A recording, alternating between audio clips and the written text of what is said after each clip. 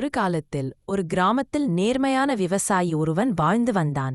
அவனிடம் ஒரு பழைய கோடாரி இருந்தது. அதையே வைத்து அவன் தினமும் மரங்களை வெட்டி வயலில் வேலை செய்து வாழ்ந்தான்.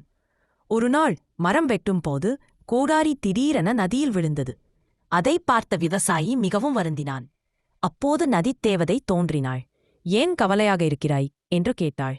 விவசாயி நடந்ததைச் சொன்னான். தேவதை முதலில் தங்க கோடாரி ஒன்றை எடுத்துக் காட்டி, இது உம்முடையதா என்றாள். விவசாயி, இல்லை அம்மா, அது என்னுடையது அல்ல என்றான். வெள்ளி கோடாரி ஒன்றை காட்டினாள். இல்லை என்று மீண்டும் நேர்மையாகச் சொன்னான்.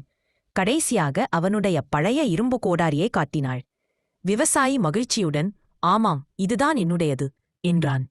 அவனுடைய நேர்மையை பாராட்டி நதித்தேவதை 3 கோடாரிகளையும் அவனுக்குக் கொடுத்தாள். விவசாயி மகிழ்ச்சியுடன் வீட்டுக்குத் திரும்பினான். கதை சொல்லும் நேர்மை எப்போதும் வெற்றியைத் தரும்.